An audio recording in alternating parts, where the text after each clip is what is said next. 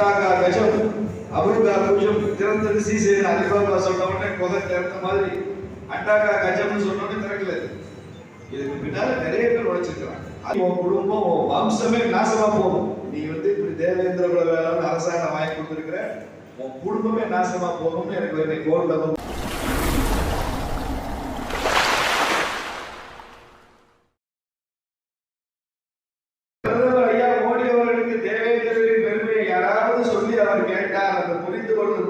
நான் சொல்லிதான் அவர் கேட்டிருக்கிறார். அந்த மகிழ்ச்சி பெருமை எனக்கு உண்டு. அதற்கப்புறம் தமிழகத்திற்கு வரும்போதெல்லாம் அவர் இதை உச்சரிக்க தவறு இருக்கு. அன்னைக்கு அவர் என்ன சொன்னாரு, எனக்கு ரொம்ப ஆச்சரியமா இருக்கு.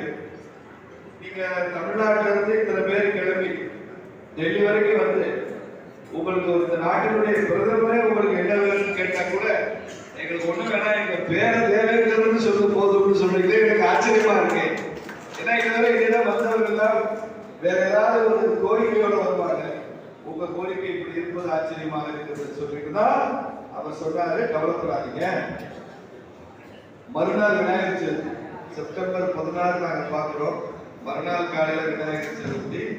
அப்போ சொல்லுவாரு, நாளைக்கு விநாயகர் சதுர்த்தி, எந்த நல்ல காரியத்துக்கு முன்னாடி நாம பிள்ளையார் சொல்லி போடுறதுன்னு சொல்லுவோம்.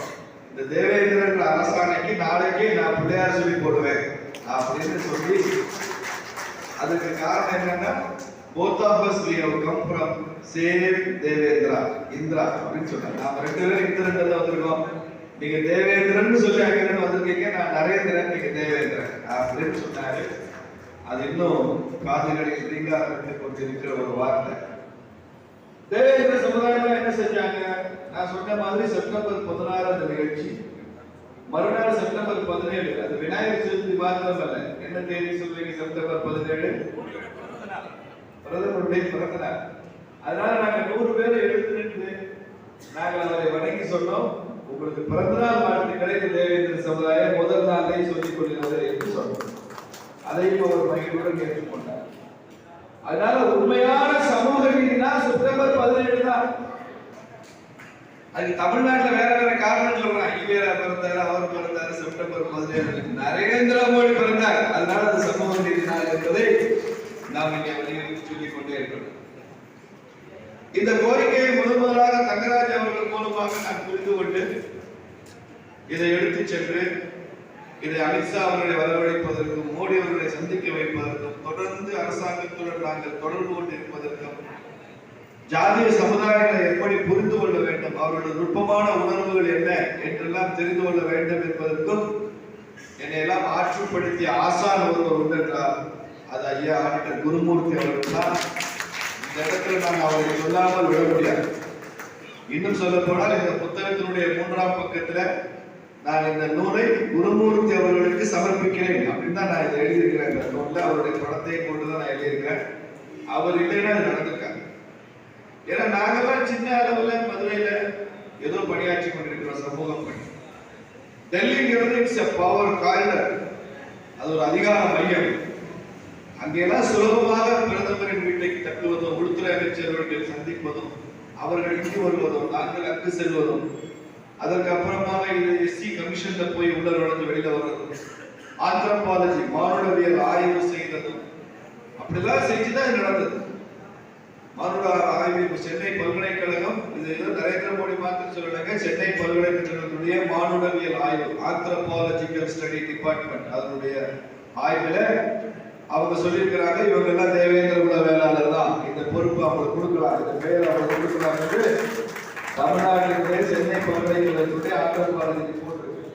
இதையெல்லாம் வைத்துக் கொண்டு இதெல்லாம் தயாரித்து, அதனாலதான் இத்தனை வருஷம் ஆச்சு.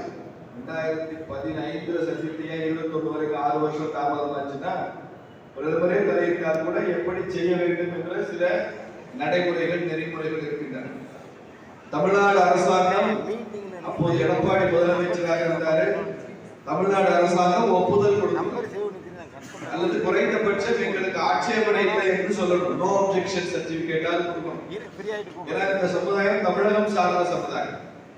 அதற்கு ரொம்ப கால அவகாசம் எடுத்துக்கிட்டாங்க தமிழ்நாடு அரசாங்கம். ஏன்னு ஒரு காரணம் தெரியும், அவங்களுக்கு நிறைய எதிர்ப்பு. அந்த எதிர்ப்பை மீறி ஏதாவது பண்ணா இருக்கிற ஓட்டு போயிடுமோ அப்படின்னு. அப்போ நாங்கள் மறுபடியும் பிரதமரின் கவனத்துக்கு கொண்டு வந்தோம்.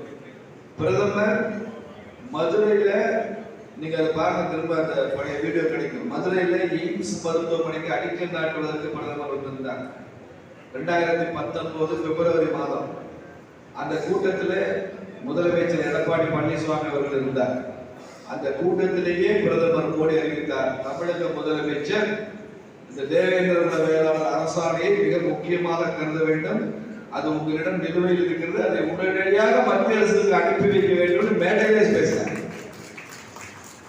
அப்புறம் கொஞ்சம் தாமதமாச்சு, நடைமுறை சிக்கல்கள், புரசிச்சுவல் நிலைன்னு சொல்லுவாங்க, அப்படி ஆகி தான் இது வந்தது. அதற்கு இடையில நிறைய எதிர்ப்புலாம் வந்தது. அதெல்லாம் எப்படி சமாளித்தோம் என்பதை தம்பி திருமாறன் சொன்னார். நிறைய எதிர்ப்பு, ஆரம்பத்தில் எதிர்ப்பே இல்லை.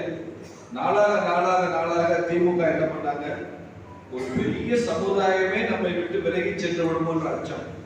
அதனால ஏதாவது ஒன்று செய்தி நிறுத்திவிட வேண்டும் என்பதில் திமுகவுக்கு மிகப்பெரிய வெறி.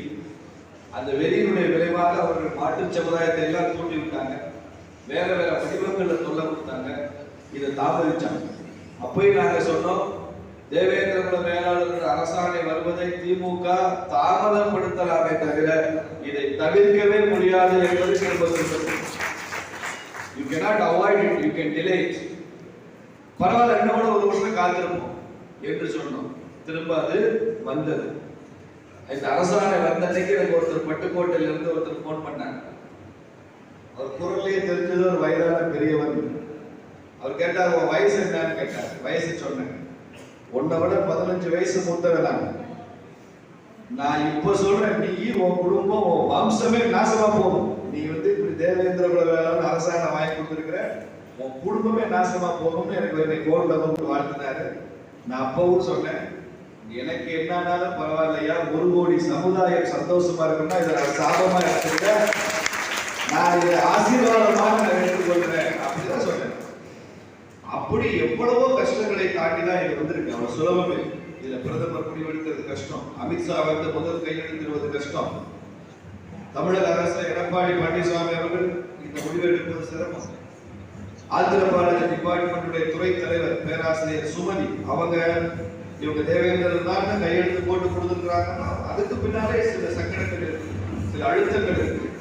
இப்படி எல்லா வகையிலையும் எல்லாவற்றையும் தாண்டி தான் இது நடந்திருக்கிறது என்பதுல நம்ம புரிஞ்சுக்கணும். அதுக்காக சொல்றேன், ஏதோ அட்டாக்கா கஜம் அபுர்கா குஜம் திறந்தது சீசேன் அலிபாபா சொன்ன உடனே குகை திறந்த மாதிரி அட்டாக்கா கஜம்னு சொன்ன உடனே திறக்கல.